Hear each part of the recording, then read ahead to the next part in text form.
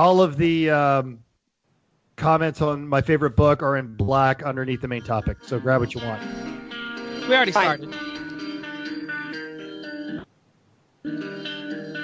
Welcome to Everyone Racers, a show designed for the world of low-dollar racing and oddball car culture.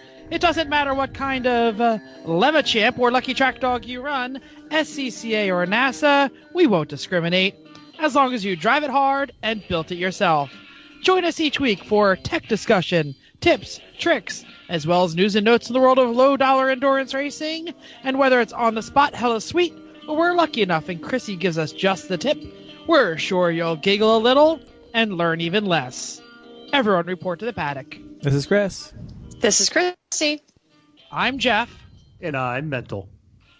And we are Everyone Racers. Thank you for coming back and listening to another Star 80 episode of our podcast. It is episode 80.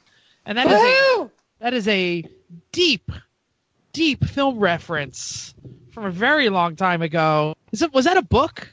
I'm looking at Mental because I'm sure it came from... it was. It definitely was. was. The story of the... and then then the movie was starring Eric Roberts. And Eric Roberts still says it's one of the creepiest things he's ever played. Creepy, yeah, definitely. So, yeah, that's good because it's a literary reference, and this is a literary episode. Ooh. So, if you're not driving a car and not reading a book, why not click on the link in the show notes and open up your bingo card so you too can listen for such fun things as, and this doesn't count if I mention it. Never mind, just keep going. No. If I say you'll all click it off. That was a legitimately impressive segue there, Jeff. Well done, good sir. That's what I do. What you working on? No segue needed. Mental. All right, I'm going to monopolize a lot of this because I actually have been busy this week. So, as mentioned, we recorded last Friday. I was doing the Extreme Experience at Charlotte. The Hellcat Challenger. Not nearly as bad as I thought it would be. In fact, they were trying to generate a little bit of content for their website, and so I took AJ, the social media manager, out and did a couple of tracks of the infield track at Charlotte to the point where it was warping the antenna pole on the back of the Challenger. 707 horsepower is no joke, and that car was fun. And how are the people that selected that car? That would be my question. This is where Chris insults half the listeners. No. And this is the thing because I was exactly where Chris was. So John Gimbrone, one of the Extreme Experience instructors, said he actually liked it because the car moved around a bunch, and it made it really good to talk about how you needed to get on the brakes to get the weight on that nose to make the car turn. And as it turns out, we really didn't have a lot of trouble. And the three of us that have all instructed from the right seat have learned the lesson of, people will scare themselves before we have to scare them. And you open up 707 horsepower, and they were out of that throttle before we had to tell them to. I mean, almost across the board. It was a lot of fun. Not as much fun as the new McLaren 570S, which this was a horrible, horrible thing. I had to start my Saturday off with. I had just gotten out of the car. It was just relaxing a little bit. They came over the radio and said, "Hey, I need an instructor at the McLaren. It's a ride along for a 13-year-old." Nice. So I actually had to punch one person, grab my helmet, and beat them over to there to get in there and drive a 13-year-old kid around in the McLaren 570S. What you got, Jeff? So I want to mention that we've had these conversations around the paddock at Extreme Experience weekends. Mm-hmm. The ease that you can drive the supercars is actually probably part of the danger and why all these idiot YouTubers keep wrecking them on the street, because no doubt you don't really ever feel like that car is coming loose until it is gone. And I don't mean any specific supercar. I'm not talking about anything in specific, but they're just so it used to be in 1985. If you had a 1985, Lamborghini Countach, ooh yeah. You Hashtag knew at Redwood, any second that thing was going to kill you. Yeah. While now they've really become sedate and they feel like normal cars until you put your foot down. And probably the Hellcat is still loud and garish and, you said, weight built on a transfers. 1995 Mercedes chassis. Yeah. So it's probably a lot scarier. And it does. It gets your attention, but and because it is built on an 85, there is grip management. So you don't, as you're powering out of a corner past that apex, especially if you're driving it, you don't need 100% of the grip. You can tolerate a little bit of loss and trade that off for acceleration. And oh my, it's so much fun. So much fun. I suggest picking one up if you have the means. If you have The Ferris Bueller line, Chrissy. I know you've never seen the movie.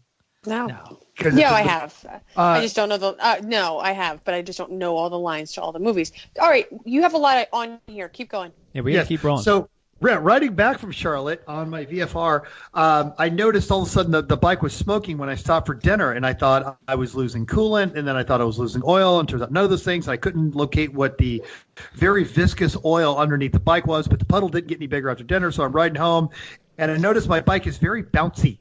I blew one of my Olin's shocks, my very expensive to rebuild Olin shocks. So all the way home from Greenville, South Carolina to Atlanta, every bounce was like riding in a 1972 Lincoln Town Car. And it just off you bounce for about another couple of 100 feet. That was fun. Drove my last bus trip with the Cherokee County school system, probably because they had a lot of games rescheduled, which is why we're recording today. And then I spent yesterday and today working at Atlanta Motorsports Park with Primal Motorsports in the Radicals, which, yeah, I know Chris was giving me a hard time about the text I sent you guys, but those things are, wait for it, radical. Yeah, they are so much fun. Working with a company called Eric Barton Racing. And I had to leave the team dinner to come down here and do this. And because I was there doing that, new news, I am actually going to be competing in the United States Auto Club 24-hour karting enduro in Orlando, Florida. I have to leave Saturday morning at 4 a.m. with Tyler Hoffman Racing, Patrick Wilmot Racing, and we're going to be down there competing for charity. And then finally, I sold a fuel cell that I had in my garage, and I ended up having to meet the guy because he worked at 11 o'clock. So we met halfway through because he worked at Summit Motors or Summit Parts, one of their brick and mortar stores on the south of the city. He is the president of the Atlanta Area Fair Lady Club, a huge Z fan. He's currently building a 350Z for Champ, is also building a separate 350Z to try and break a normally aspirated record for 500 horsepower using every tip and trick that Chris was using when he was building the turbo motor for the Honda. And he mentioned, and I said, oh, well, that's great because I have a podcast for endurance racing. You should listen. So Chris Worrell, you're out there. Mike Scott Worrell, you're out there. Glad to have you on board. But he did mention, I said, well, we've got the Z32 that we're working on. And he shook his head. No. I'm not working on your Z. I'm like, no. It's up in Pennsylvania. He goes, oh, yeah, no. I'll give you expertise all day long, but I'm not sticking a wrench in there because – God, that engine if they'd have just made the engine bay a little bit bigger, that engine would be so much easier to work on. I don't touch Z32s anymore. Forget that noise. Yep. But he did also mention that while the the Z32 Wikipedia, he mentions is an excellent resource. He also suggests you guys try TT.net, which is for the twin turbos, but a lot of the stuff all still applies. And he mentioned we need to relocate the PCU, the program module, because it gets up near the headers and it overheats, and there's a $27 kit to get it out of the hot air so it won't fail in the middle of the race. I'm out of breath. It's not much near our headers right now because we've moved everything the best we can. Yeah, he said this unit is mounted up on the firewall, and it is a common point of failure, and I figured an endurance race might be something for us to look into. Well, we've got all that stuff well apart right now, actually, in our haste to tear out all security system-related things. We took everything off. So, hey, that security light's on. Oh, thank you. Appreciate that. It's still on. Oh, no, it's not. We removed it. No, it's not on anymore. No. There's no box anymore. You must deactivate security. Yeah. All right, Chrissy, what are you doing? Oh, what? I know what you're doing, next. but no, you're not. Well, you can go next. Why not? You can go. Oh, okay. We don't have to go in order. Fine. Okay, I have been doing a lot of pit prep. So I spent all weekend organizing, buying supplies, cooking, general prep for the pit and paddock and for the upcoming pit race. And I did on Sunday stop all of my work that I was doing to wash both cars, which is just luxurious, especially with long roof hatches. They never get clean in automatic washing things. So the hatch is just eternally disgusting because even if it tries to wash it, the bottom of the hatch ends up gray. If mine was gray, the angle of the hatch just never gets touched by the water. And so really, fortunately, yours is gray, so you don't really care. But mine is white, which turns gray, and it stays this like lovely film of gray for the rest of the winter. Yeah, like that little center like zebra stripe looks like a skid mark in an 8-year-old's pair of underwear. No, it's sideways. It's horizontal. It's horizontal. Oh, okay. It's gray. It's a gradient. It's like ombre, right? So it goes from white to gray. Go ahead, Jeff. I was just going to say that the color of my Mazda 3 has nothing to do with me not caring whether it's clean or not. Because it could be any color, and I wouldn't care what color it was. Fine. So mine was white, and it turns a lovely shade of gray, and yours is already starting gray, so you probably hides a little bit of the dirt, but whatever. It's already just dirty. So anyway, this upcoming weekend is my sister's shower, her wedding shower, rather. Shout out to Jen, loyal listener. Happy shower, Jen. Happy shower, Jen. So I've been doing a ton of prep for that. And then Sunday, I am running a Girl Scout event for 135 of my local 30 lovely little friends, and they're going to learn about different countries. So I've been doing a ton of prep. I run that event, but my troop is also doing a country in that event. So there's been a ton of prep for both angles of what do I need for my part and what do I need for them to have a good time. So what country? You've told us before. Great. Djibouti. This is Fiji. Oh, I was close. No, you weren't. No, you were literally the other side of the planet. No, not really close. Fiji, learned a lot about it. They chose it. I literally did more of this whole project than they have at all, which is great. That doesn't sound like Chrissy. That doesn't sound like Chrissy at all. Shoot. Putting in all the work because it just wasn't perfect enough. I call BS. I call BS. It's because I have 6 12-year-olds that are incompetent, and so unfortunately they don't listen to this podcast. So I will say that basically all 12-year-olds are incompetent. Having taught high school, that is a trend that shall continue until they're 20. Sure, yeah. Right. Right now I have to deal with them that they're 12, and they're not only they're assholes. Fortunately, I don't think any of their parents listen to me. Like they're butts. Not anymore. Absolutely. Gosh. Although the parents I think might agree. That's the problem. So yes. So they really I hope that all of these. My son is. Oh, sorry. Go ahead, Chrissy. Go ahead.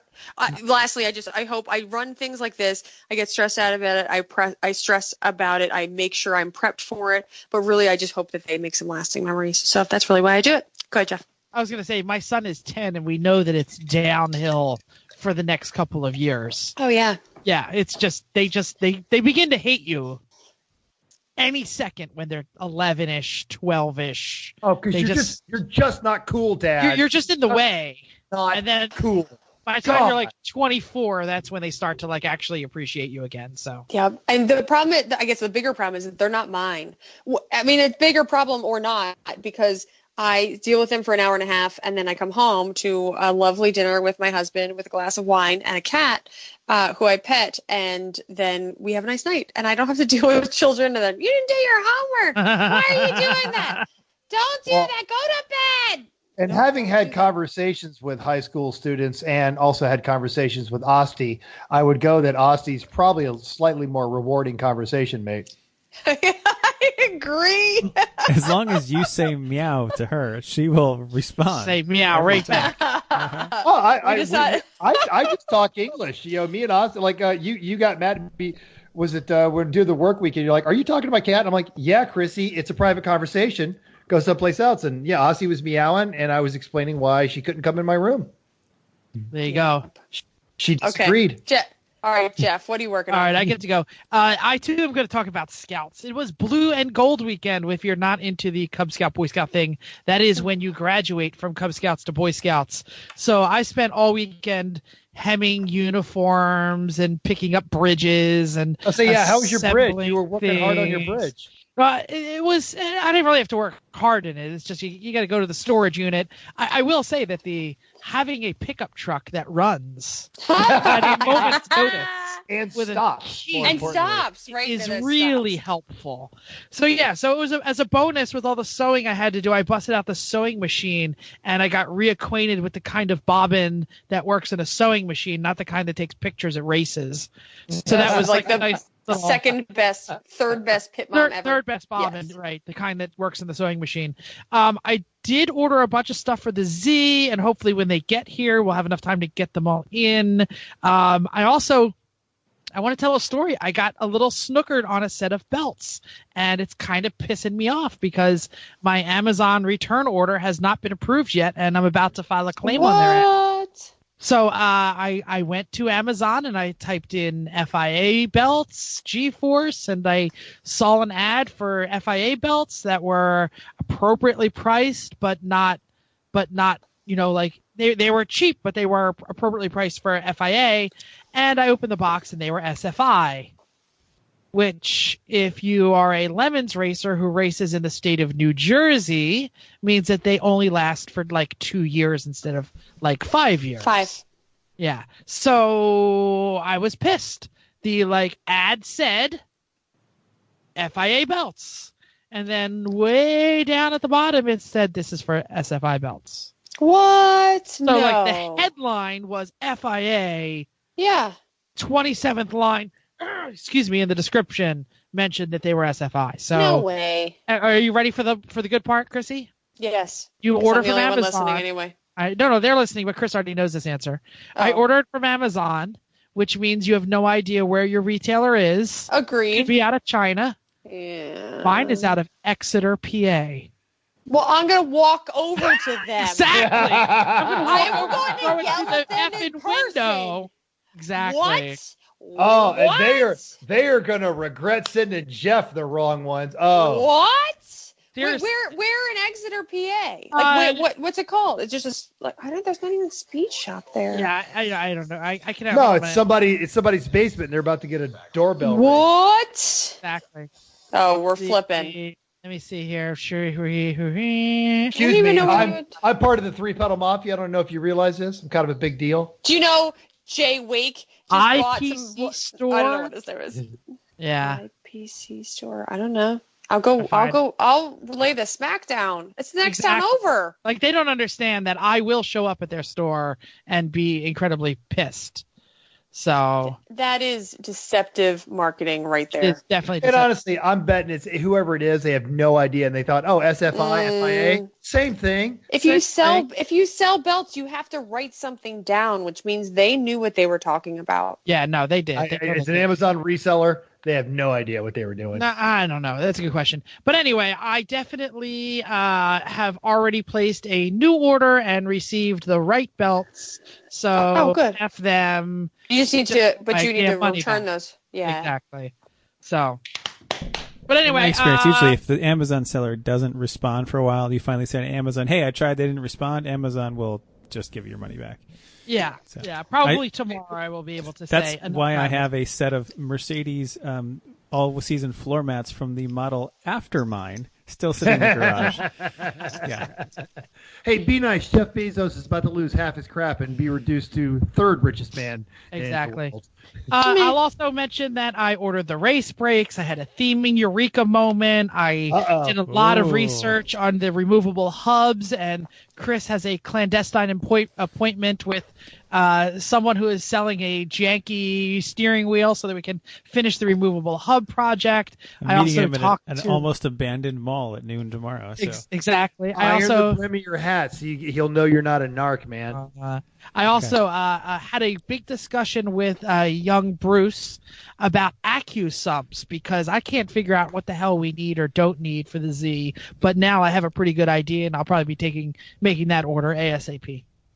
So even though the car hasn't moved and a wrench hasn't been put on it, I feel like I made progress. The boxes are getting deep here. Lots to be That's done. good. Yep.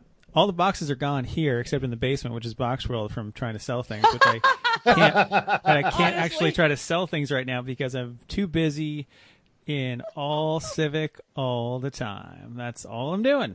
Yeah. I don't even remember all the things I've done since the last podcast on Friday, frankly, because it's been that much. But some of the things involve bleeding the clutch out. That clutch works great. Jeff will be happy to hear that. Whoa. Yeah. Oh yes, you said it didn't take you long after they took 3 hours to do it. Because they did it fine. Once I put the motive on it and bled it out, it bled right through. No worries. Then I was actually worried about it bleeding because of its position, so I'm glad to hear that. Yeah. Once the motive was on, it was fine. Pushed it right through. I did a lot of air ducting in the front end, so the air that comes in the radiator in the front end will go through the radiator, which is important. I made a new headlight cover for the passenger side. I installed the header, which involved clearancing the subframe, and I had to remake the exhaust back pretty far actually to fit the new header. Got a heat shield in on the header and then down under the car, at least a little bit too. And since then, I have been in wiring hell. It's a special kind of hell where you sit there by yourself. It's not the good hell, like where you get to meet your debauchery friends and do terrible things. No, this is the hell. And you at least have stuff to do, like shovel the shit. Okay, push the rock. Okay, right. No, this is by yourself, oftentimes in very uncomfortable positions, tracing each individual wire, trying to figure out what it does, and then looking at several different schematics to try to figure things out because, you've just made an abomination of this wiring because you're trying to do it the Lemony way. And yes, you certainly could have bought the $350 conversion harness that would have made this pretty simple to do, but no. You're trying to be Lemony. You're going to do it yourself. And so you have an engine harness from one car, ECU from another car, a different plug from another car yet again, and you're putting it into another car that's 30 years older or 20 years older than all the rest. So, yeah. Progress. That sounds wonderful. I've pulled out all of the wires that we don't need in the entire chassis right now. I have pulled out all the wires we don't need in the engine harness, and I'm starting to piece things together now. And tape up things and get them slightly in order. So now I am at the point of mating the 30 or so connections to mate the chassis to the motor and the gauges and all that stuff. It's great. So I have read Dante's Inferno, so I have a Dante's Inferno question for you. Okay. Which level of hell is lower, which means it is worse? A totally bastardized, like 27 different wiring harnesses that you must put together that don't make sense and you don't know where everything belongs, or one stock, totally effed up, crusty, broken wiring harness, but that is totally stock. I think I'd go with the but crusty, might totally have been stock chewed on one. by a rat. Might have been chewed on by a rat. You don't know where. well, then you can because then find all you where- have to do is then it's just simple. Take the wire, trace it. Does it match? Okay, no. It's not a matter of, well, on this diagram says I have to hook up this wire to this plug, but it's not actually the plug that it says it is because I have a different year. So then I have to go to the conversion chart for which year, which one actually is it. And then you're matching up by these little acronyms that make no sense. So you got to find it, and then you got to say, yeah. What's really happy you're G? smart, Is Chris. that green, gray? Yeah, right. Goose? And that's I don't know what that means. What is That's what he's looking at. SHO2HTC plus mean? I don't know. Yeah, I don't know. But we're That's what I really was gonna really say. happy that you're smart, Chris. Secondary oxygen sensor, primary heating circuit positive. That's oh great. wow, and you know that. That's Well, I'm That's- glad that's to be able to all give he's you just doing. a regular old crusty one this weekend. Thanks. So Let's move welcome. on. No, we changed this. Remember, we changed this. So What? um, I'm I just don't going to remember yell that. news you or don't notes. do this anymore, except just that. Or yeah. All right, fine. so I have a math problem for you all. Keep going. I'm going. All right, I'm going to go get something to drink. Okay, GT2 times RA plus RP Yeah, equals 124.88. I know what the answer is. You know what the answer is. What is this, Chrissy? Oh, this is what Rainey Popes did today. That's In the right. Fastest time at Road Atlanta in a GT2 equals 124. He didn't do it today because I saw He him did a today. couple days ago, yeah, He was that's at Atlanta. Oh, you know what? Because my Facebook has been doing one of those things like, oh, do you want to know what happened on Monday? And I'm like, I wanted to know what happened on Monday. So I apologize. Exactly. Yeah, I know. Sorry. So at some point this week, it doesn't matter because you're listening to a podcast at a different time. It doesn't matter what day it was. Randy Pope set a new road Atlanta record at 1:26 and change, and then moved from the GT3 to the GT2 and set it again at 1:24.88. Video is available online. Go watch it. It's awesome. I will say, excuse me, I've watched the video several times. He doesn't do anything so, oh my God, it's amazing. He just does everything right.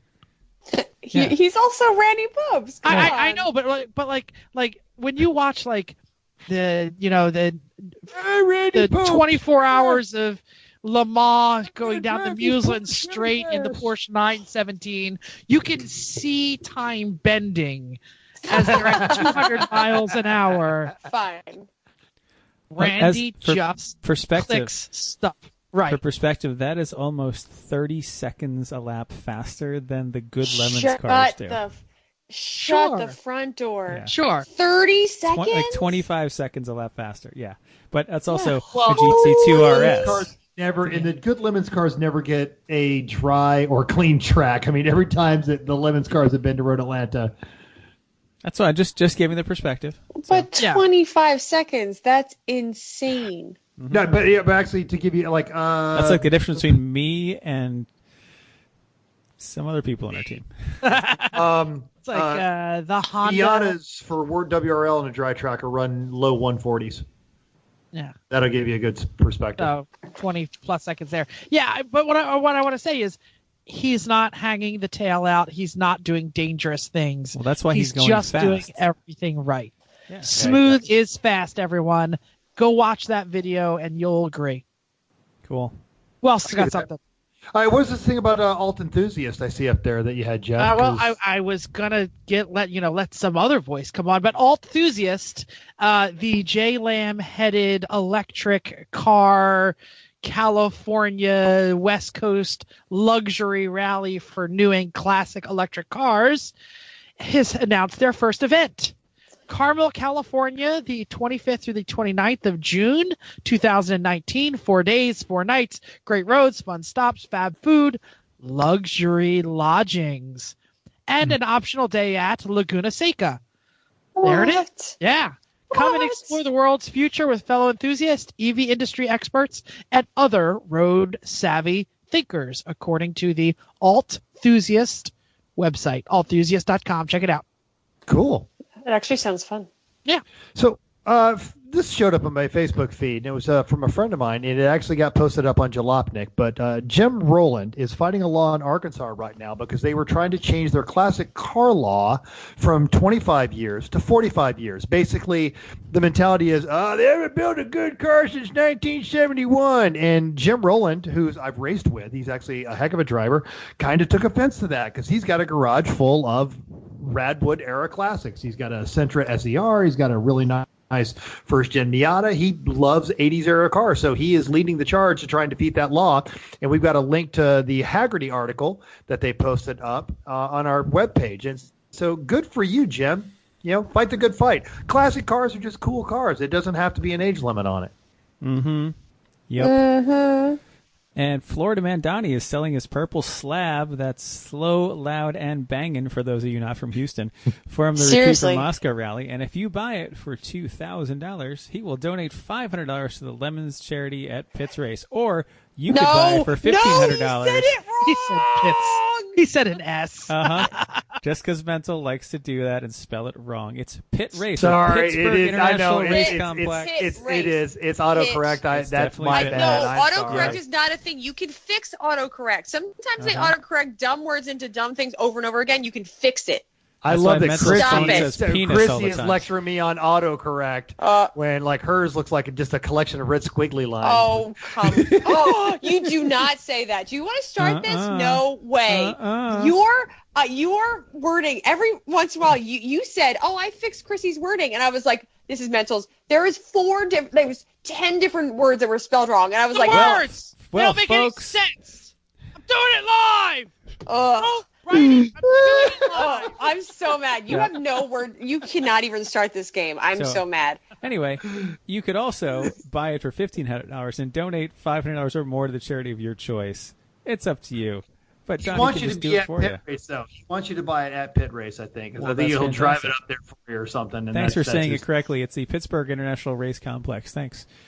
And you can find him on out in July as well. Right. Find him on the Insta-twats at Fail Inc. or email us and we'll put you in touch. Thanks. Done. Okay, so it is our last show in March, and we are still in Women's History Month, so we need to celebrate all month long because ladies are great. Everyone knows Danica and Lindsay James, but Susie Wolf, and then there's a couple of people. But there's, how about Janet Guthrie? So she was born in Iowa City, graduated from University of Michigan in 1960, a BSc in physics. She rejoined Republic Aviation as an engineer, worked on programs that were precursors to the Project Apollo.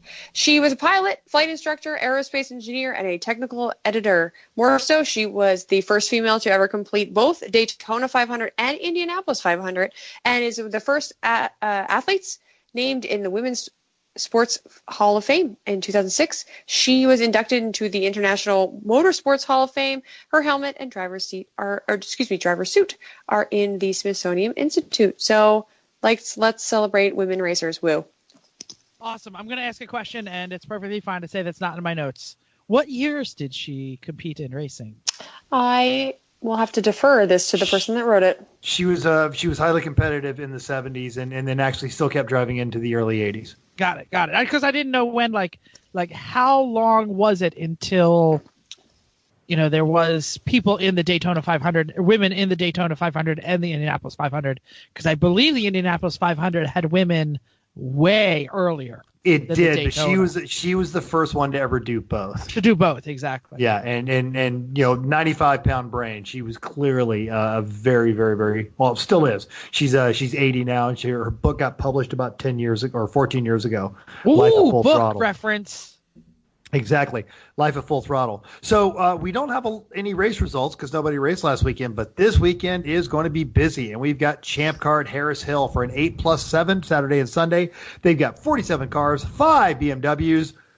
Boring. Actually, 17 Miatas, 2 Hondas, no P cars, and inexplicably they have a 94 Dodge Shadow. Hell yeah. Nice. That's racing.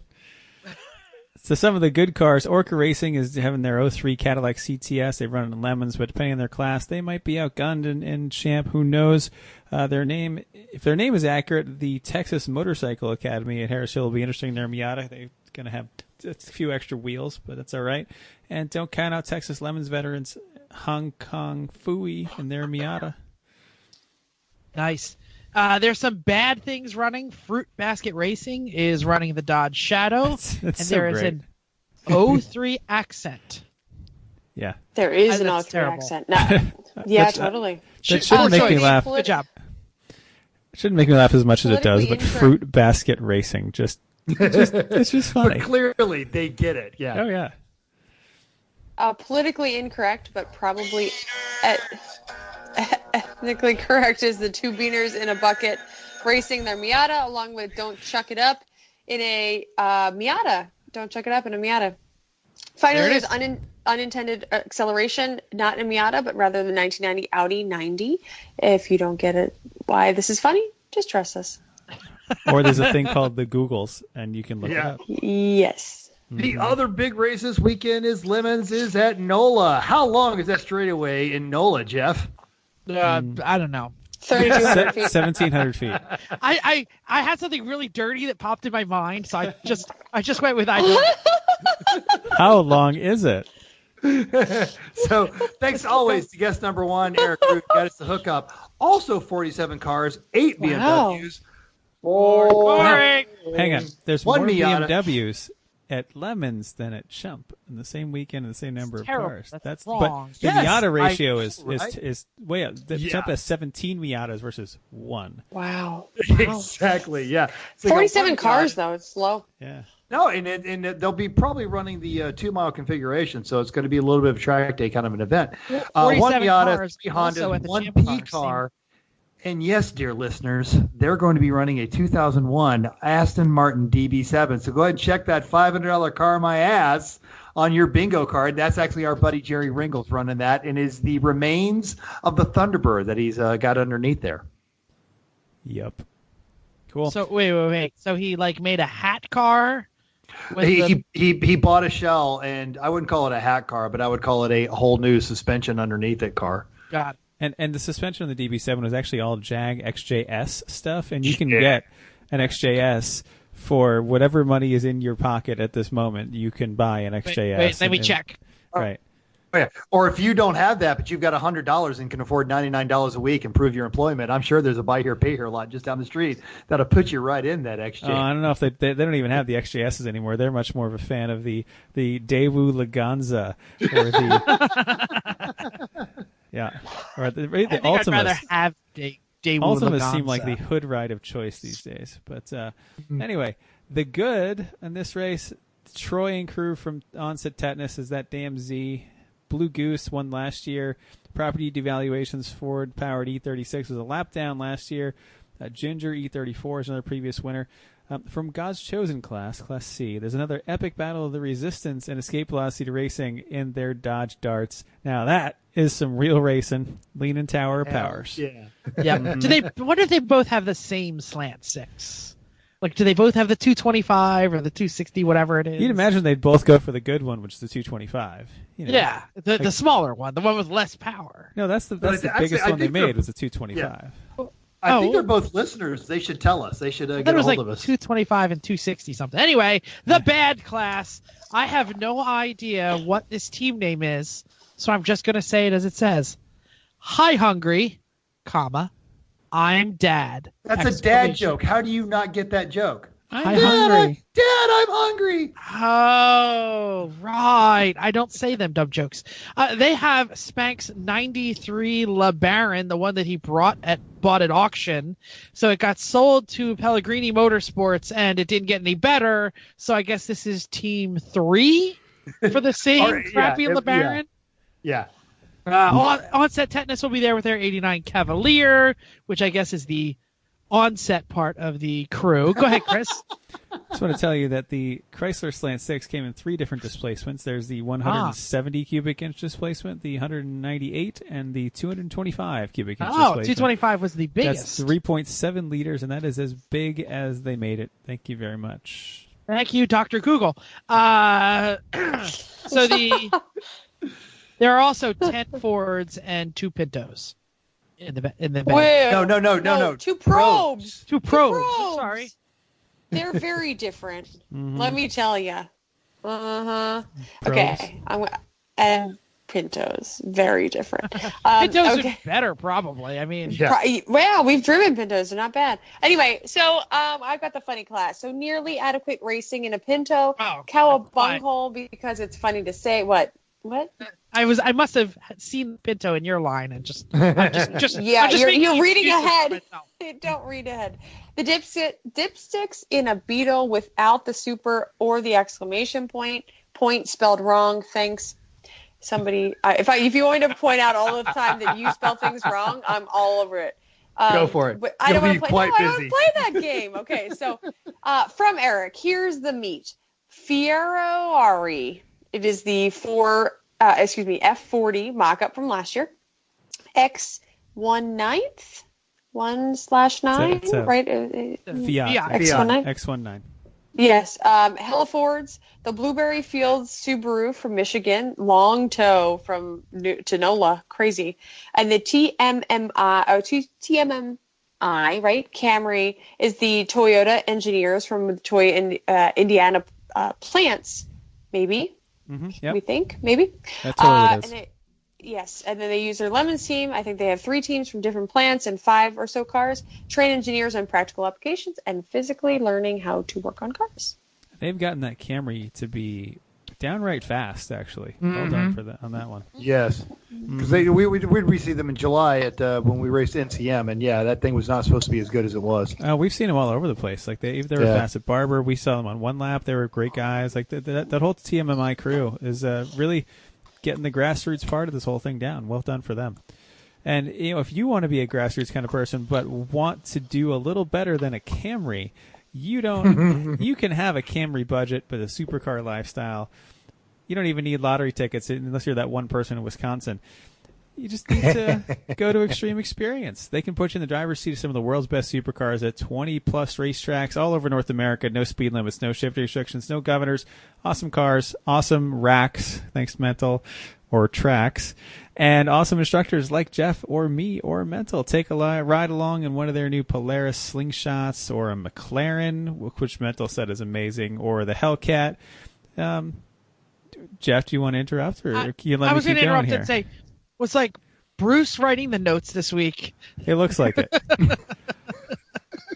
But it's kind of expensive. And I'll take the hit on all this because I deserve this. It was Mental did this sitting in a school bus at the lacrosse game last night. So yeah, I'll take the full hit on all of it.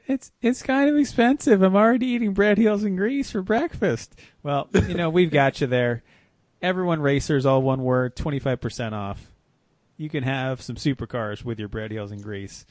Just wipe your hands off, because don't get grease on a supercar. They don't like that at all. You know who else wants to make sure you wipe your hands? Chrissy's mom. Okay, whatever. Well, because she keeps a very clean house, and she doesn't want you putting greasy fingerprints on stuff. It's important. I'm actually down with that. Yeah, totally. Fine. So listener feedback. David Eckel posted on our Facebook page about last week's new car episode. Hey, gang, just listened to the Atlanta Car Show. Totally agree with the modern Mazda love. I just bought an 18 Mazda 6 Sport with a 6-speed manual, literally the cheapest Mazda 6 money can buy, and it is excellent. The interior is significantly nicer than the Accord Sport, the only other midsize car with a manual transmission. I was all set to buy an Accord 1.5 manual, but then I drove the Mazda and just liked it more and saved $4K. That was great. There was a bit of a conversation about Mazda 6s after that, and then it was posted 2019 Mazda 6, all automatic, no stick available. Oh, so he got a collector edition. Last of the manuals, baby. Yeah. It's a new body style, so maybe it'll come back later. Darn. Okay, Chrissy, so you got one? What you working on from Facebook? I posted a picture of us trying to fix the rear of my sister's car, which got rear-ended, and so they were trying to take the bumper off and undo some of the trunk to make sure the trunk lid fit. So that was what the post was. So all of this is the feedback on there, so you have some context as to what we're talking about. So Tom Myers said, don't just floor it. So I'm sorry, we tied a chain to the tree, and Chris drove the car slowly, but basically the picture that I posted was the car chained to from the tree to the car. So Tom Myers said, don't floor it. Small, controlled bursts. Flooring it may tend to rip through the metal. So I wrote back and said, not the first time we've done this. We've done this so many times. Everything we did slow, and then basically Chris creeped forward, and then we repeated what we were doing. So we moved the chains, moved the part on the car we were pulling out, and then we repeated. So he says, and so then Tom came back and said, you guys are pros. We learned the hard way trackside at NGMP a couple years ago. So yes, we've done this many times. So Donnie said, been there, done that. Matt Ferenchek said, don't you have a winch that's pretty controlled? Eric K said, we did this for Tom Buswell on a totaled VW Jetta 2nd gen. I ended up driving it about 60K more miles after just past 200,000 K. So that's awesome. And also on the IG, Junkman365, and he said, I've used the same technique to straighten leaning trees, which is a great idea. If you guys are wondering, it's Myron Vernus, and he owns one of the most interesting car collections in North America, like all these little, like a Mazda Cosmo and all these little tiny Japanese cars. Yes. Nice. Great. I did not think about using this the opposite way to straighten trees. We have a tree that needs to be straightened. So we do? The one in the back. It's leaning. Oh, that little one. That's easy to straighten. The little one. But this is a great idea. You not only use it for how your car looks, but you just straighten trees. I like it. Okay, and then Florida Man Racing said, top tip, pull the airbag fuse out before you do that. I suppose that's in case you... Good call. We did not. Whatever. I feel like that's like one of those lessons learned the hard way. Sure. Oh, like when Chrissy was taking that picture and I said, no, Chrissy, you can't stand right behind the car. Dude, you were... The line was slack when I took the picture, and you had not yet moved. So I know I was going to move. I was not planning on staying there. I just wanted to take the picture. Come on. Mm-hmm. And then Kiwi Racer said a Mack truck and a Duramax 3500 truck was what we used when our Camaro at Sears Point. On their Camaro at Sears Point. So totally people doing it. It's a good way to do it. Cheap, and if you can make the change. Apropos of nothing, Leonard Stewart posted a picture of the Pontiac Aztek and the new Lamborghini Urus and asked us, who do we think did it better? This could have been a totally like hella sweeter but terrible. Yeah. I still don't care about either one of them in any way, shape, or form. And I said they were just, they're both so ugly. So ugly. Mental, say your piece, and then I will take this over. Oh, Pontiac totally did it better. I'm going to go on a slight little tangent here, a little rant. It's not going to be long, but I think the Pontiac Aztek has aged very, very well. It's not ugly anymore. It was just a real representation of what the future of the SUV would look like, and we weren't ready for it. If you stick it now next to like a Buick, I don't know, whatever the heck the small Buick is, the whatever. LaVision, I don't know. LaVision, whatever it is. Who cares? They would not be that different, except one would be a lot more plasticky because the material science has gotten better. Not a bad way to go, GM. You just brought it out way too early. Yeah, the front end was pretty ugly. Changed my mind. No. Get the tent in it. Yes, there you go. You're right.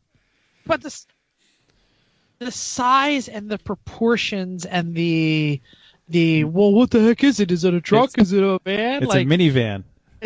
I mean that really is what like hit the American like buyer. Like that's stupid. Well, who would do that? Blah, blah, blah. Now every soccer mom is doing it. Anyway, you think about too, like a lot of features that they introduced that were considered ridiculous are standard features or optional features, like the tent.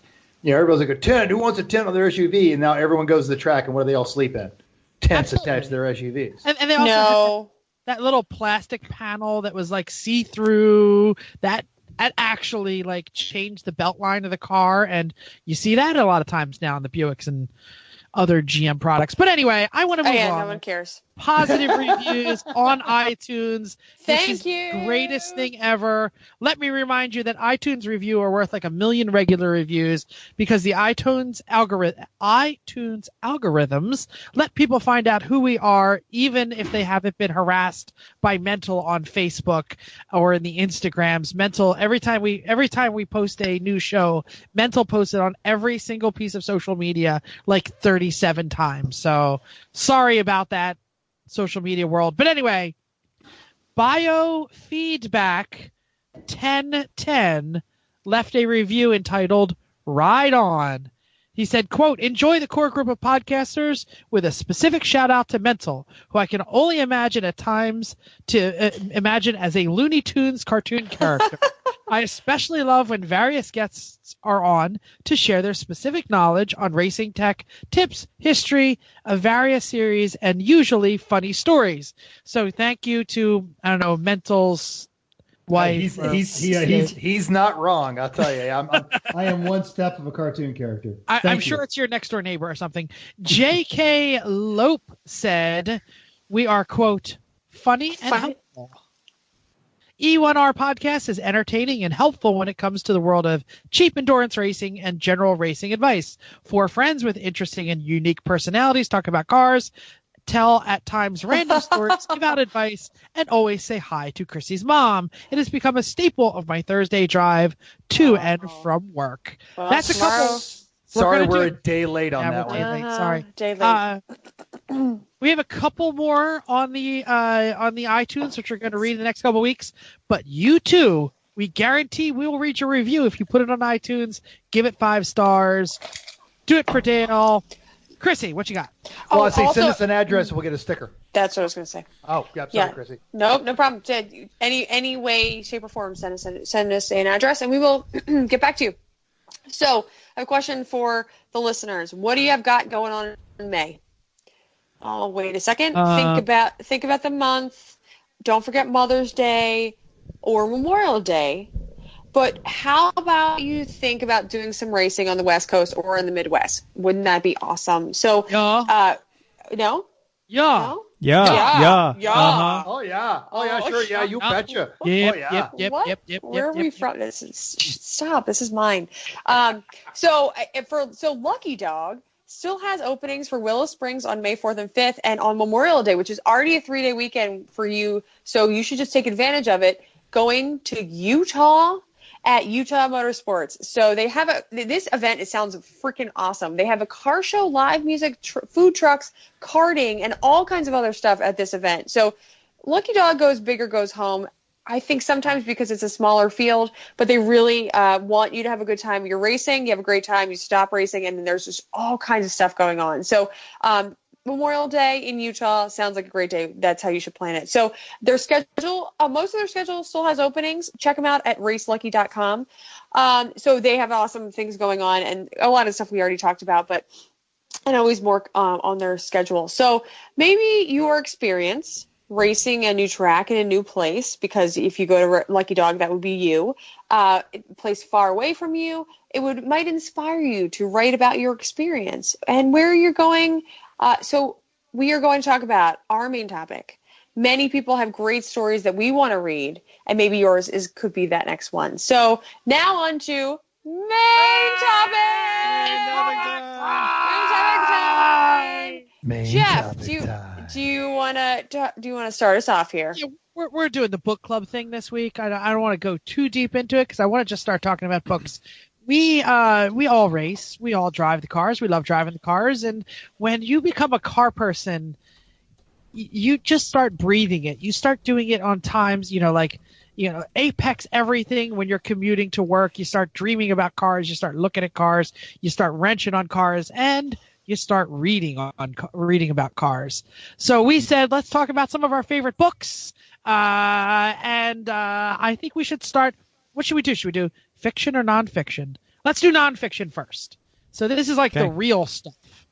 For those of you who don't remember what fiction versus nonfiction is, who wants to start? Why don't we start with our listener feedback on the subject, as we put this out and got a lot of discussion on this. So I was going to do it in the sections, but we can do that. We can move it. Nonfiction. No, it lines up exactly what both of you guys want, because our first couple of listener feedbacks, Chris, are nonfictions. Well, hey, I'm just going to start us off. Adam Shaw said his favorite book is the Haynes Manual to Any Current Project. Okay, that's fiction, by the way. So saith the Book of Haynes. Assembly is the reverse of disassembly. Assembly is never the reverse. That is not a true statement. Chris Ton, he's a fan of Unfair Advantage by Mark Donahue, definitely. And he said the newish Adrian Newey book is pretty damn good. I don't know anything about it, but that's what Chris said. I'll have to look it up. Okay. So our fellow extreme experience instructor and new listener Dan Buckle said the Joe Scarborough has a good, quick do's and don'ts book on how to get into racing called You Want to Race? An Entry-Level Guide into Motorsports. It's 40 pages, $10 on Amazon, and it's a real no BS look at beginning racing. So he also preps the cars with Racing for Heroes and takes veterans out to the tracks and supports all their needs. He also mentioned his latest read was Ben Collins' How to Drive, because he's always open to learning the craft. I would read a Ben Collins book. Those are interesting ideas. That's great. So Florida Man Donnie had some suggestions on a clear day you can see General Motors.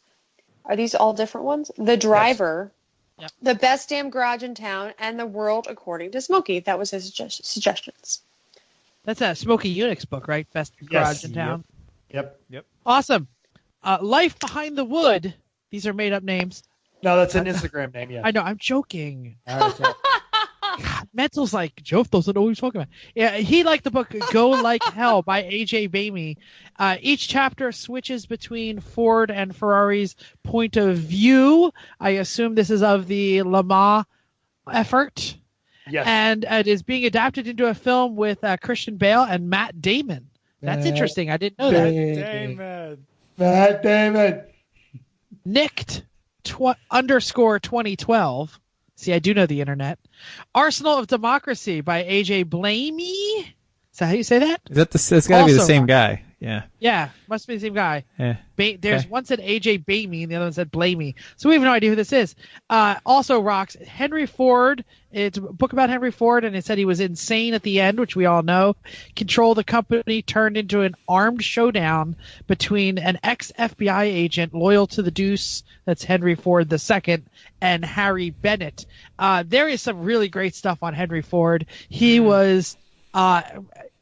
I guess a manufacturing genius. I'm not going to call him an automotive genius, but he was also, Nazi sympathizer. He ran that he had that town in Brazil that was like crazy.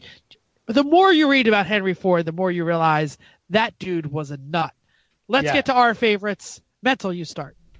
We talk about Ross Bentley all the time because he really kind of gets it. And one of my favorite nonfiction books is Break, Break, Break, and it's the HPDE Manifesto by Ross Bentley, and it predates his actual MSF certification efforts with the Motorsport Safety Foundation. Probably one of the most helpful books I've found for sitting right seat with students, and it goes all the way through your initial introduction. Even before you get to the track, you reach out, you text them, you email them, and I do this. Body language, which I misspelled, Chrissy, if you didn't see that. There's six misspellings in this, so I'm actually going to point that out right now. Yes. Wait, let's correct it while he's reading. That'll be as awesome. well as your methods for interacting with and decoding what is happening with your students. It's actually a free book, and it's available at hpdeinstructortips.com, which we're going to have that link in our show notes. Most of this has actually been incorporated into the MSF Level 1 course, but it's really just some handy tips for interacting with people in general and a really good amount on how not to be that instructor. Oh, this is terrible. Chrissy, you're up. I don't have anything. I couldn't even come up with nonfiction that I have. I mean, sure, I'm still working on Ross Bentley's first book, and I haven't finished it yet, unfortunately. So I don't have anything. I'm going to throw this in here, not even a question. I was trying to come up with the nonfiction that I could come up with. Senna is my favorite documentary. That's a movie, not a book, so I got nothing. Wait till we get to fiction. You'll hear the same. Books are for losers. No, Chris has released plenty of books for their fiction. Chris, you talk. For nonfiction racing related, I'm going to go with Going Faster, Mastering the Art of Race Driving by Carl Lopez and the staff of the Skip Barber Racing School. This is from back in the day when I went to Skip Barber in the late 90s. This was a new book, and I just poured myself into this book and learned a ton. And if you give yourself the energy to sit there and actually think about it and work through the problems, and don't try to just read it as a book, but read it as a workbook, and really try to get through the problems and think through it. There's so much in there. Chrissy, yes. So I started reading. I think I did most of this book. Yeah. I'm not even going to call it a favorite of mine at all. I struggled through it. It's not a reading. So we've talked about Ross Bentley's, and his he's got some story plus here's a short thing to think about and then move on to a different topic. Going Faster is such a it's deep. It's a lot of theory. It's a lot of if you don't have almost like engineering brain, it's hard to get through, but it's a lot. I had trouble getting through it too. That's probably why I liked it.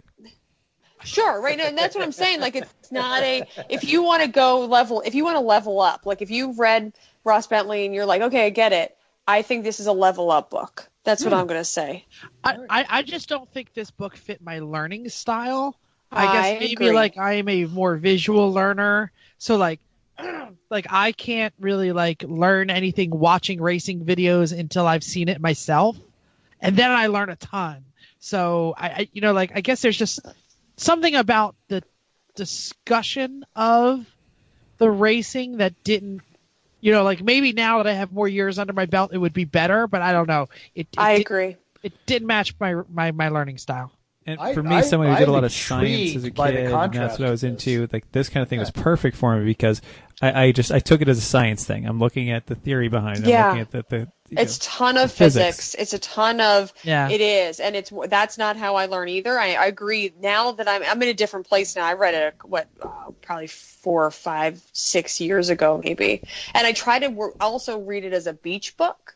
So I legit that's did. like the encyclopedia. Well, I also did because I think Chris just said you should just read this, and I struggled. But a beach book is Kings of Cool by Don Winslow. That sounds great. We're not at that section yet. No, but that's so this is all going faster. Sorry to interrupt your stuff. I'm intrigued by the contrast of both your reviews because I consider my thinking kind of between you guys because I'm not an engineering brain, but I can appreciate that kind of problem solving. Chrissy, I'll make you a commitment. Yes. Both of us this summer take another crack at it. Okay, fine. We'll talk to each other about it. Okay. I got to get through the other one first. Yes, let's do it. Later in the summer. Got it. Done. Before Thompson, how about that? I was going to say Pittsburgh. Pittsburgh HBDE time. Ooh, I love it. Look, because we'll be doing a live show from Pittsburgh HBDE. It's a great idea. Okay. All right. There it is. Chris, go on. Chris, with the last one. So, not racing related. I recently read a book called Beneath a Scarlet Sky. It's about this. It's a true story, or at least from what I understand, mostly true, about this Italian guy in World War II and the stuff he did, and it is amazing. And it's never been, it was never really publicized before because the guy was just kind of a quiet guy and no one just really ever knew. But what a great story! So I recommend that one. Just tell us what he did. You can't leave me hanging like that. He as a teenager led hiking expeditions over the Alps to hike Jews out of Nazi territory. He then eventually, my God. But that was only the start. That's like the first quarter of the book, and then he was he was in the Italian military, and then he eventually became the driver for a German commander, but was a spy for the resistance for the driver. Whoa, this is awesome! And no one knows on my Amazon anything about this right guy now. at all. Holy crap, that's dope. And it's just the badassery of this guy who's just like a totally unassuming guy.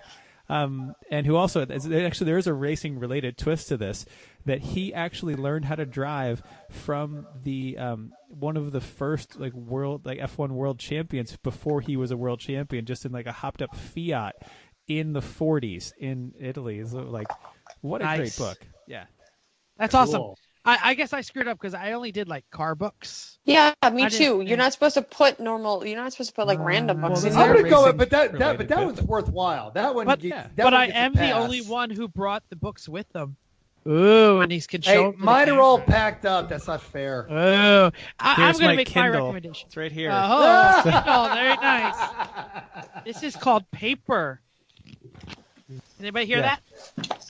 Oops. It's the sound of the past. Is what. Oh, very good. So anyway, I'm going to discuss the gold-plated Porsche - How I Sank a Small Fortune into a Used Car and Other Misadventures by Stephen Wilkinson. Has anyone read this?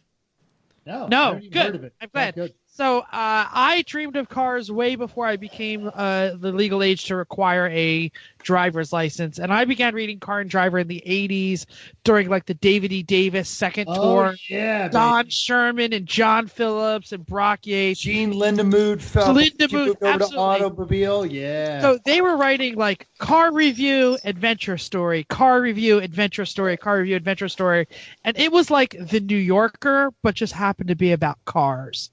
And the gold-plated Porsche is a lot like that. Yeah, it's about a guy who's rebuilding and putting way too much effort into a 1983 911 SC, a totally ratty used Porsche that back then was never going to be popular or valued ever. So it was insane to put this many hours into it.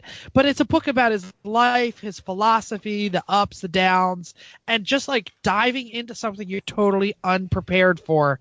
He hides nothing. He has there's no hiding that he is just working above his pay grade. He tells this story about spending 100 hours polishing the fan with a jeweler's wheel, and he steps back already. to enjoy his work, and he's like, wait, the first blade is rusting already. Yes, because you can't polish that crappy steel. So he was like, I guess I really didn't understand that. So it's no surprise that I loved it. Wilkinson was the editor of Car and Driver 10 years before I started reading it. He's also like a pilot. He has stories about like possibly drug running and all this driving an ambulance. It's just all these different stories that happen to be around the time where he's just doing way too much with this Porsche 911. There it is. That's legit. No, I'm cool. That's cool. Yeah. All right, so I think we're moving on to fiction. Yeah, sure, absolutely. So, and I paged through this book years ago and then forgotten about it. And then a friend of mine, Sam, said, "Hey, you ought to read this book again." So it's a book called Stand on It, a novel by Stroker Ace. And that's the entire title because the book is not by actually Stroker Ace. It was written by Bob Autumn and William Neely, and it's out of print. I bought my used copy on Amazon 2 years ago for like $7. You can't find now a copy for less than $60. A used copy. I don't know what happened. What an investment. I know, right? So it's going on there. But if you could find one at a yard sale or a used bookstore, pick it up. So now the rumor behind it is that it's all the stories that Neely and Ott couldn't tell when they were covering NASCAR and just generalized racing back in the 60s. So given some stories that I've read in other resources, like the infamous car that went into the pool at the hotel. Yep. I have heard this story. I have read this story in 3 different sources. So it happened. So I believe it. It is extremely crude, very early 70s misogynist kind of descriptions of sex and things of that nature. But if you can get past the offensiveness of it, it's hilarious. And if you saw the movie with Burt Reynolds and Lonnie Anderson, it's not remotely the same. Just go ahead and get rid of it. By the way, love the flick. Put it on your, if you haven't seen it, check it out. So one of the favorite lines in there is Stroker and some of the other drivers are hanging out at a bar when a new guy walks in and says, "I am the best driver in NASCAR," to which Stroker Ace replies, "You ain't even the best driver at this table." That leads to a rental car race to the airport backwards. And one of the cars who comes back dead last comes back with 6 tourists that he'd picked up at the airport backwards and drove back to their hotel. So all kinds of hijinks like that. And it actually is one of the most accurate descriptions of managing a slide at high speed that I've ever read, because it opens up with Stroker talking about running the Indy 500. And back in the days when traction was something that was nice to have, and you slid out of these high banked ovals and right up against the wall, the cushion of air, and it's legit. I'll loan it to anybody if you just promise me you'll give me my $60 book back when you're done with it, because it's a great book. Nice. I'll borrow it. Nice. Okay, so when we talked about this last week and we decided what we're going to talk about, we talked about that we're going to do a book club, I jumped at this book. So I am going to talk about The Art of Racing in the Rain. It is a 2008 novel, fantastic story told from a dog's point of view. So this guy is a race car driver, and he's also a customer rep for a BMW dealership. His dog is named Enzo. Believes that if he's prepared, he'll be reincarnated as a human. So he watches all of his racing on TV, sits in the front seat with his owner, which his name is Denny, and while he does laps, I'm pretty sure. And he wants to learn as much as he can from his owner and about his owner's favorite hobby. And it's so funny because the dog Enzo is very thoughtful. His questions are like, he questions all these things that silly humans do, and making sure that they're like, we don't realize how silly they are, but from the dog's point of view, they're just like, why do you do that? And you're like, oh, that's really dumb. So first of all, I'm not a dog lover. I can't even lie and pretend that I am. And I don't really care if you are or not. But if you've ever had an emotional attachment to an animal, you've probably thought of them. This is how we started off the show about talking to the cat. If you think that they're thinking things or what they would say if they could talk, you'll love this book. So I cried at the end, and I really don't cry at things easily. And I'm pretty sure you will too, because you just get such an emotional attachment to Enzo, and you're just going to feel for him.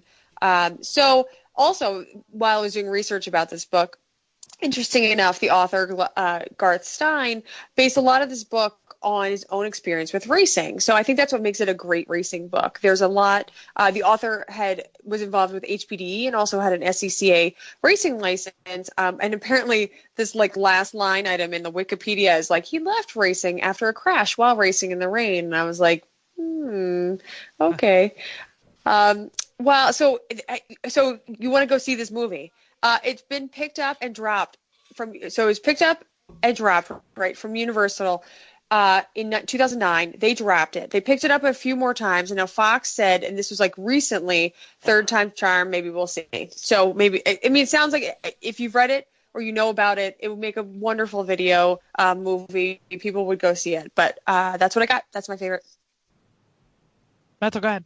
I would define anyone who has ever owned a pet to read the first three pages of that book and not tear up. If you read the first 3 pages of The Art of Racing in the Rain and you don't tear up, you're not a person. You're a robot. I've read the first 2 chapters 27 times. I read it and then I lose the book. I'm gonna. And then I find the book and I'm like, I got to read this again. And I read it. I'm like, this book is awesome. And then I lose it in my house or something. And then no way. Jeff loses something. I know. That's new thing on the bingo card. Okay. For car-related fiction, I'm going to go with, this is kind of a classic. I'm surprised no one else said it. B.S. Levy's The Last Open Road. This is it's open in my Google tab right now because it is a brilliant series. This is a book about the genesis of sports car racing in this country in the 50s, and back when it was just like you'd go to Watkins Glen and just they'd close off some roads and you'd race there. And the same thing with Road America. You go to Elkhart Lake and they just closed off some roads and you'd race in your stock 1952 MGTD, which was the hotness at the time, or it was one of the hotnesses. Now I learned how to flat shift, baby. Right. Or the Jag XK120 was the supercar of the day, or the Allard J2, which Cadillac, only came with Cadillac engines. Exactly. Open-wheeled, amazing mobile. Right. And people they were running these things with no seatbelts and leather helmets and goggles and drinking all night and racing all day and yeah. This was back in the day when a row of hay bales would be like the only thing between the spectators and the race cars. And they're sitting on them. They're sitting on the hay bales. Yeah. Well, they could jump off if they need to. And it does go into some of the times like someone crashed and killed spectators and stuff, and that was kind of a problem. Yeah. Things like that. Yeah, Mental. I love that you mentioned this book. I was at the Rolex 24 Hours in 2007, bought those Grassroots Motorsports golden tickets, and bought my copy of The Last Open Road from B.S. Levy, who was sitting there selling them. He wrote me even a little note into mine, and he talked about how he believed in that story so much that he took a loan against his house, self-published the original printing of that book, and sold copies out of the trunk of his car at HPDE and events like that. It is that good of a story. And then he became a professional ride mooch and a writer for Grassroots Motorsports. And that whole series, Chris, you're absolutely right. It is utterly brilliant. Well, I'm going to have to pick that up too. Dag nabbit, all you people, my reading list is getting bigger and bigger. I'd loan it to you. I wouldn't loan you my Kindle because I never get it back. But no. I have a Nook. It would be in his Mazda 3 under the passenger seat if you get past the next to the cans of Purple Drink. No, not at all. Purple Drink. I haven't been doing Purple Drink. And I have a Nook, so you can't trade it. Fine. I don't really have a fiction book. When I read fiction, it's like sci-fi and fantasy. So I picked a book that I'm going to say is more like fish stories. Like the truth is questionable. It's kind of a guess that sort of happened. It's like mental math. The facts aren't important. And it's the book that actually... Apparently also like mental spelling. And it is... Or like letting me finish canon. The segment that I was on. That's cool I'm too. sorry, But you're done. No, that's fine. No worries. Guys, go ahead. No, you can finish now. I just wanted to interrupt you on that one just because that was good. Well, I'm sidetracked. Anyway, Cannonball, the world's greatest outlaw race. Brock book. Yates authored History of the Cannonball Baker Sea to Shining Sea Memorial Trophy Dash. You've seen the movies. Now go hear the, quote, real stories, because, you know, if you believe everything in this book, I don't know, maybe you, whatever. Some wacky things happen even on one lap, let alone Cannonball. So exactly. That was Brock Yates at his prime when he was sticking it to the man. Yeah, read the stories, man, myth, legend in his own mind, and my most missed voice in automotive journalism, if you could call it journalism, what he did. But there it is, Brock Yates. Yates, we miss you. Yep. So the other one, as I say, back to the fiction, and we're going car-related and non-car-related. A recent series that I read that I thought I was quite entertained by was the Red Sparrow series. It's 3 books. If you are anything into like an espionage kind of books at all, I was gonna say that's a spy novel, right? Yeah, but the guy that old wrote school John le Carre type stuff. Yeah, exactly. The guy that wrote it was an CIA operative, so he delves deeply into a lot of the craft of being a foreign operative and street work and things like that, and it's pretty interesting stuff. So I would recommend it. Excellent. Can I add, before Jeff goes into his thing, like my favorite non-car related stuff, because I touched on it. If you speak into your microphone instead of in the two-part microphone, then certainly, you can. Yeah, but don't talk too much into your microphone because you're popping out. Straight on, a couple inches away. How about that? Straight on. You can do it. Okay, so that's it. Good job, Mental. Don Winslow wrote a book called. That's better. Don Winslow wrote a book called Savages, which they made into a movie, and it's an excellent movie. And then he wrote a prequel called The Kings of Cool, and you actually have to read them in that order. Read Savages and then read Kings of Cool. And there actually is some automotive culture reference in there, but it's this whole story of these guys that are living out in California, living the dream. And one of them drives a 68 Mustang because Steve McQueen drove a 68 Mustang, and that's just the way it is when you want to be cool. And Don Winslow is a very gifted writer. And also anything by Chuck Palahniuk. I have never read a bad Chuck Palahniuk novel. Fight Club. But yeah, I was gonna say Fight Club is awesome. You want to read my favorite sci-fi ever? Check out Ender's Game series. Yes, they also made a late movie out of that, but that is a hell of a book. Yes, and you know what it's about? Air battle management. Everyone I knew when I went through training read that book. It was brilliant. The floor is, or the hatch is down, right? The door is down. Anyway, we're going to move on. Does anyone have any last-minute titles to throw out there last second around the horn? Chris, one more title. None. I wasn't ready for another one. I can find one. My Kindle's right here. No, it's all right. Chrissy, any other title? If we're going non-fiction, random books that you have just read, I read Sharp Objects by Gillian Flynn, and it was lovely. So... Yes, it was very engaging. I loved the show. Yeah, the book was great. Gotta read it. It's a beach read. If anyone is interested, there's an interesting series of books by Tom Cotter. It's like a Corvette in the barn, a Cobra in the barn, and they're all about automotive archaeology and barn finds. Also, another great read. It's a great toilet read. Can I say that without offending mental? There are lots. The toilet. You're offending me. I know. Mental's father. I said there are short stories. They're like 10 pages each. Like automotive discovery is like 10, 15, 20 pages. So you can take care of it in one morning. I'm pretty sure my dad reads on the. It takes you 20 pages. Wow. Man, you are just looking for alone time, I guess. Maybe I'm a fast reader. You need a lot of more fiber. You need a lot more fiber, Abbott. Damn. Wow. Your time No! Jeff and I get it, man. Your time is coming, pal. All right. I just checked. Who am I trying to get away from? Come on. Lots of pictures. Anyway, on to the next segment. On the spot. On the spot. It's Chrissy. Okay. I believe you were in charge of On the Spot. On the spot. Is that what I sound like? No, I was just trying to sound like a cartoon character. So. Okay. All right. So my On the Spot. Okay, are you ready? We're going to give you 10 seconds each to think about it, because this is in reference to something that happened a while ago.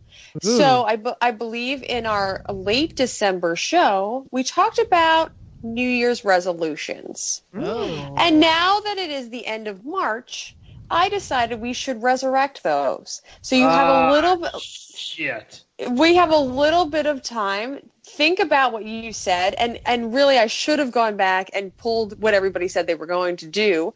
I did not do that because I did not have time to do that. But I would like to put you all on the spot, hold your own, try to think about what you were going to do, and see if you did it. Okay? I'm trying very hard to remember. Is it possible I talked about not falling down? Does that sound falling down? 10 seconds No. are up. 10 seconds are up. My New Year's resolution from a different podcast I listen to all the time is basically don't fall down the entire year.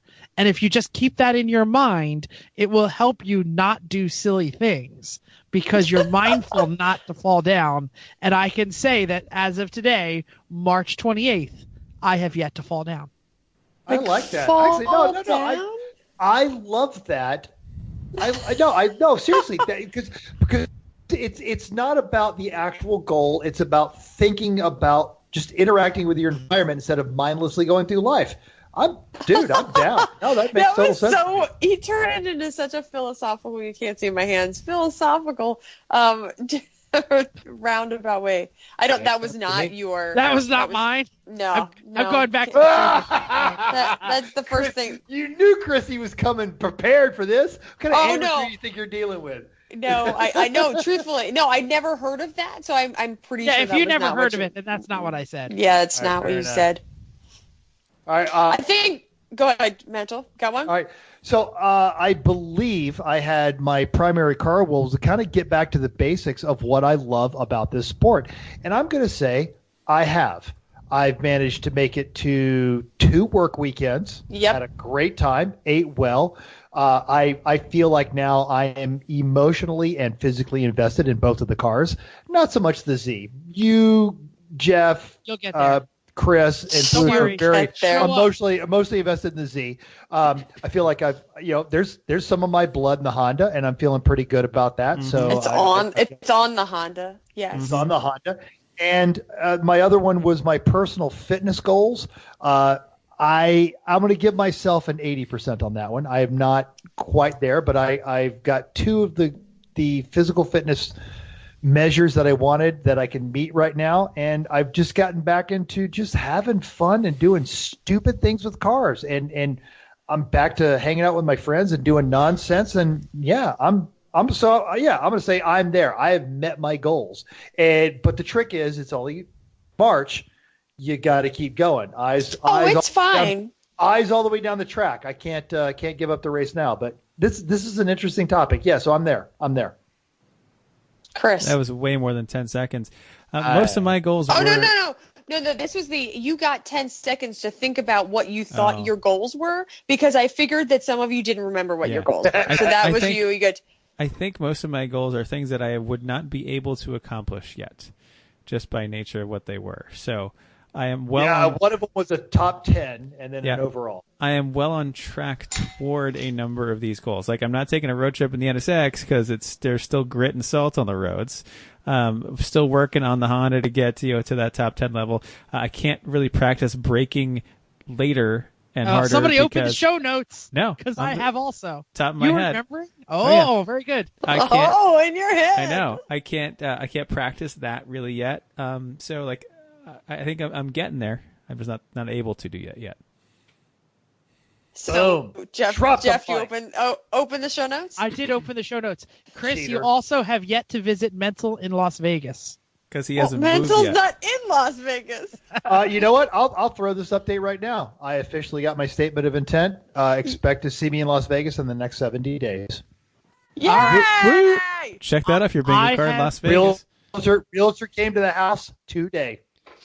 I have also checked my list. I did not have Do Not Fall Down, although that is probably my real New Year's resolution. Do a road trip with the wife in the Corvette. Not yet done because, again, it is still salty on the roads. No problem. Complete more projects. Josh's room, 65 International Harvester. Make the 300ZX awesome. I actually wrote that.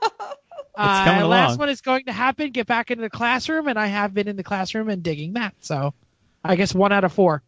and I haven't fallen down. I don't know. I'm going to go with the Z is on target to be awesome. Not yet. No. When it's running again, maybe. Give yourself a 1.5. 1.5 on that one. All right. All Out right. of 5, sure. Chrissy, do you remember yours? Go. I Spot. remember at least heel toe. That's one of my things. I have my note in my car. I have been working hard at it. It's still taking some time. It's still not fluid. I've got one set and I got the other. I got brake with the right part of my foot. I got blip the shift.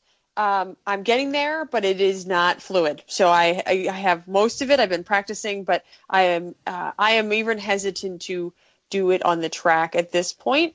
I think if I need to, and I keep thinking of what turn would be most helpful to do that into, probably all of them.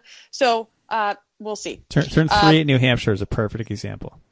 Well, I don't need to do it there because I'm not going to New Hampshire in a I'm very just long time. giving you a mental example to think of. That's all stuff. Pit race is where I need to figure out if I need to do it or not. So the other thing that's on my list is to finish Speed Secrets. I have not done this. I'm about a third way through. And so, yes, I need to keep going on that, especially since I don't even have time to sleep and let alone read a book. So it's probably going to be more of a summer thing, and I will get to it, but I have not done my due diligence on that part. There might be more. I am staring at the notes, and you are also very well memorized what's going on. Race prep. Watch lots of video. Make a trap map for every race. Yep. What you wrote, have done. You wrote that you would not have won't have time for Laguna, True. but you did. Absolutely, I did. Do more HPDEs, finish Speed Secrets, learn to heel toe, and then you and I and Chris all talked about selling the MG and the Citroën. So still selling the there. Citroën. Year's not over. Oh. No, not at all. But it was more of a check-in because we had a show and we talked about what we were going to do, and that sounded like a great thing. No, this is a then great when check-in. we left, Because we are about 25% through the year, I right? love this. Well done, Chrissy. Yep, no problem. We'll check in again in July, right? Yep, sounds good. Well, in July, because through an accidental text message, looks like we're all going to be at Pitt's race. I'm sorry, and I did it. Pit race. No, now it's just, I know it's in my brain like a fungus. I'm sorry. So we're all going to be at Pit race for the NASA Great Lakes HPDE, and I think I'm going to be in a rented Cobalt. That's what I'm looking forward to. I know whatever Hertz gives me. Oh, sorry, they probably don't listen, but yeah. Hashtag they should totally sponsor us. They should totally sponsor us. Random unnamed rental car agency. My name on my driver's license isn't actually mental, so they won't know it's me. There you go. Next show promo, we have no idea, right? We're making it up. But hey, this weekend, keep up on our Instagram because literally 2 hours ago, I got put on a karting team. We are doing I'm working with the Atlanta Motorsports team at the United States Auto Club 24 Hours of Orlando karting race. Also, check out T. Hoff Racing and Patrick Wilmot as well on Instagram. I'm going to be sleep deprived, posting nonsense. It is absolutely going to be hysterical, at least to me. So there it is. Well, sorry, most my things next are hysterical to you. you know what? Yeah, life is fun, and I laugh at a lot of it. I'm funny. I say that all the time. Because you are. It's fun. So does mental. Thanks. I'm just trying to make sure that we don't play the unregistered music. Beaners gonna kick you in the face. You know, my wife keeps singing Mexican American since I pay for that. She told a story about one of her students who's a native Spanish speaker who said that, I'm a Spanish minor. And she said, have you ever registered for a Spanish course? And then he said, no, I'm not allowed to register for a Spanish course. I didn't pass the entrance exam, and I want to retake it. So I said, oh, my God, that reminds me of the song Ethel played for us. Mexican American. They love education. They get a B. Thank you for downloading us. We hope you enjoyed this Spanish-speaking edition of Everyone Racers. We also hope you'll join us in the world of driving, racing, and building because everyone can be a racer, even you. If you enjoyed this podcast, subscribe. It's totally free. Then go to iTunes and give us a 5-star rating. Even if you hate us, give us a 5-star rating and tell us why. If you have any questions or show ideas, drop a comment on our Facebook page @everyoneracers or email us at everyone.racers@gmail.com. This is so much harder to do when you have a head cold. Find us on Instagram or Twitter @everyone.racers. Thanks again, and until next week, keep the shiny side up. Unless there is no shiny side, then just flip over to the cover. It's usually the one with the picture, and keep that side up. Or keep the wheels down.